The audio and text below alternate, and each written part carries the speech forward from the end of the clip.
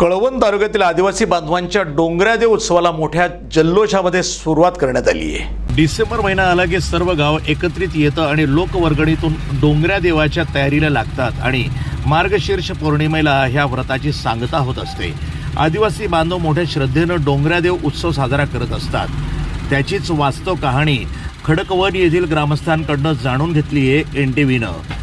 सविस्तर माहिती काय आहे, डोंगरादेव कसे काय केले जातात, साजरे कसे केले जातात, सत्व कसं असतं, हे 10 दिवसाचे व्रत बघूया। नमस्कार, मी अनिल पवार आणि आपण बघत आहात NTV न्यूज मराठी। या ठिकाणी गेल्या अनेक दिवसांपासून कळवण तालुक्यामध्ये आदिवासी बहुल भागामध्ये डोंगरादेव उत्सवाला जोरदार सुरुवात झालेली आहे आणि आपण बघू शकता गेल्या 4 ते 5 दिवसापासून प्रत्येक डोंगरादेव उत्सव ग्रामीण भागामध्ये प्रत्येक गावागावामध्ये साजरा केला जात आहे। आणि आपण कळवण तालुक्यातील अशा एका खेड्यामध्ये आलेलो आहोत। खडकवन या गावामध्ये आपण उभे आहोत आणि या ठिकाणी देखील डोंगरादेवाचा उत्सव लाईव्ह आपण या ठिकाणी बघू शकतो। मोठ्या प्रमाणात या ठिकाणी आदिवासी बांधवांची श्रद्धा या म्हणावी लागेल डोंगरादेवाची, कारण प्रत्येक गाव एकवटलेलं असतं। प्रत्येक गावातील जे काही महिला असतात, पुरुष असतात, सर्वजण एकत्र येऊन हा जो काही डोंगरादेवाचा उत्सव आहे तो साजरा करतात। एकंदरीत आपण बघू शकतो या ठिकाणी मोठ्या प्रमाणात महिला देखील आहेत। प्रत्येक महिलेच्या हातामध्ये दिव्याचं ताट आहे आणि ओवाळताना आपल्याला संबंध जे काही महिला आहेत त्या ओवाळताना दिसून येत आहे। मोठ्या भक्तिभावाने आणि श्रद्धेने हा जो काही डोंगरादेवाचा उत्सव आहे तो या ठिकाणी आदिवासी बांधव करत असतात। आणि आपण डोंगरादेवाची ही आपली परंपरा आहे। आम्ही या काचेच्या ताटामध्ये ओवाळतो। दिवा दगडाचा दिवा आहे, दगडाचा दिवा आहे। हो, तुमची जी काही रूढी आहे, परंपरा आहे, जुन्या रीतिरिवाजाप्रमाणे तुम्ही आजही तो हे जपत आहात। हो।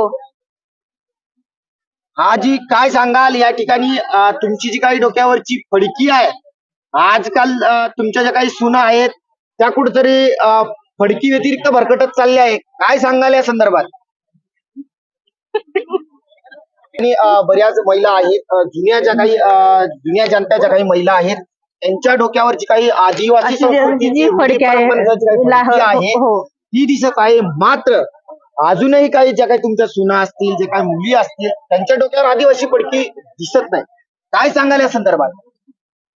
ज्या आता जुन्या काळ म्हणजे पहिल्या जुन्या बाया ह्या पांघरायच्या परंपरा आधी त्यांची होती। एकीकडे तुम्ही आदिवासी संस्कृती जपत आहात, परंपरा जपत आहात आणि एकीकडे तुम्ही हेही विसरत आहात की आदिवासी जी काही फडकी आहे ती कुठेतरी तुम्ही मागे टाकत आहात। आता इथून पुढे परंपरा ती आपण ही चालूच करणार आहे। आपण आपल्या माध्यमातून, चॅनलच्या माध्यमातून तमाम तुमच्या महिला भगिनींना काय संदेश द्याल? आदिवासी संस्कृती टिकवण्यासाठी काय संदेश देणार आहात? आदिवासीची संस्कृती टिकवण्यासाठी आपण आदिवासीची ही फडकी याच्या पुढे आपण ही संस्कृती जपत राहू। बाबा आहेत, हे बाबांना आपण विचारणार आहोत।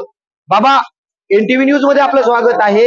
या ठिकाणी तुमच्या हातामध्ये एक काठी आहे आणि डोंगरादेवाचा उत्सव सुरू होऊन जवळपास 4 ते 5 दिवस झालेले आहेत। कशा पद्धतीने नेमकं तुम्ही हा उत्सव साजरा करतात आणि ही काठी कशासाठी वापरली जाते? देव करते, डोंगरादेव करते। काठीला काय म्हणतात? घोडाची काठी। दादा, काय सांगाल? मोठ्या प्रमाणात तुमची डोंगरादेवावर श्रद्धा आहे आणि त्या श्रद्धेपोटी तुम्ही डोंगरादेव उत्सव मोठ्या आनंदाने साजरा करतात। काय नेमकं डोंगरादेवाबद्दल सविस्तर माहिती? आम्ही आता पहिल्या पूर्वीपासून करतच आलो, म्हणजे जुने आडावडी करत आले, त्याच्याने आता आम्ही करतच आलो।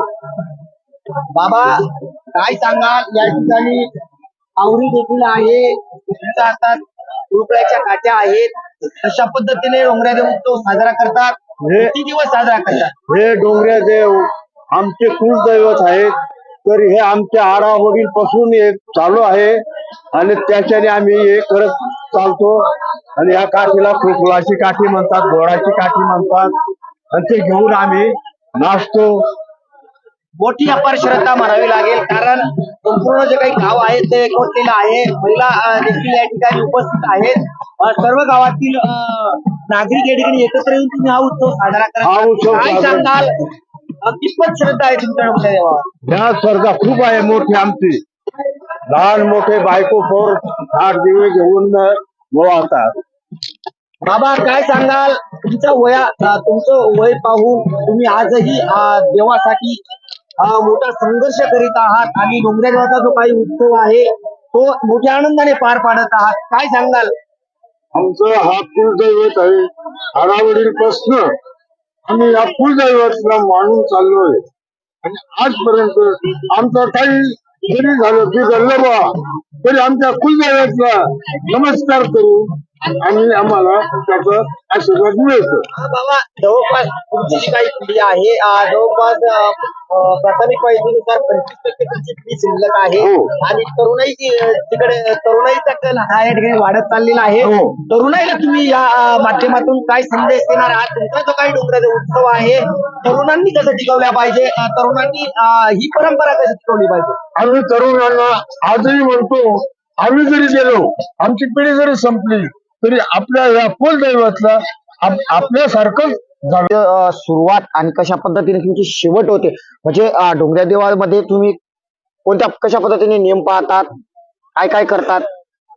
आता आमच्या वडील जर होते ना तर 10 दिवस त्यांचा पथ्य 9वा दिसला तर पुण्यापर्यंत आम्ही 10 दिवस उपवास पाळतो. आम्ही फक्त एक टाइम आम्हाला नागलीची भाकर न उडदाची डाळ चालते न आम्हाला याभर मग उपास राहतो. आम्हाला सगळं गाव धरतं का? हा, सर्व गाव बायको पोर बसून धरतो आम्ही. मला सुट्टी नाही, कोणालाच नाही. आणि ते मग कसं बायांचा बी घरी उपास राहतो, गड्यांचा सर्वांचा उपास राहतो. जेवढ्या खळीवर आहे तेवढ्या खळीवरच राहते. असं आमचं पहिल्यापासून नियम आहे. जसे आमचे वडील करत आले तसे आम्ही पण करत आलो. आता शेवट कशा पद्धतीने करतात? शेवट मग आम्ही काय करतो, आता सोमवारी जे आहे आम्हाला गडावर जायचं आहे. मग इथं आम्ही लती कपडा धुवून आम्ही पटला का मग गडावर जातो आम्ही. तोपर्यंत आम्ही कुठलंच काही नाही. जी नागलीची भाकर आहे आणि उडदाची डाळ आहे तीच आम्ही खातो. गडावर म्हणजे नेमकं कुठे जातात? आमच्या डोंगऱ्या देवाला म्हणजे डोंगरला जातो आम्ही. डोंगराला जातो. कपाऱ्यामध्ये जातो? हा, कपाऱ्यामध्ये. तिथं आम्ही मग जो मुधानी आहे वारकरी आहे तो मग तिथं पुंजा टाकतो आणि आम्ही मग सकाळी जातो पाय पडायला तिथं. तुमचा भंडाऱ्याचा जो काही कार्यक्रम आहे भंडाऱ्याचा मग कार्यक्रम तिकडनं आलं का मग दुसऱ्या देव म्हणजे जे आम्ही धानी म्हणतो त्या धानीवर जातो. धानीवर मग तिथं पुंजापत्री झाल्या का तेवढा बोकड्या काही मानवलं त्याच्यावर काय आपल्याला अक्षदा टाकायची असेल ते टाकायचं, आपण पाय पडायचं, थापणी करायची आणि मग थापणी करायची. मग असे ग्रुप मिळून आम्ही मग तेवढं ते देवावर अक्षदा टाकायच्या. आतापासून आम्हाला त्रास नको असं करून आम्ही मग ते सांगतात. याबाबत सविस्तर माहिती घेतली आहे आमचे कळवणचे तालुका प्रतिनिधी अनिल पवार यांनी. NTV news Marathi.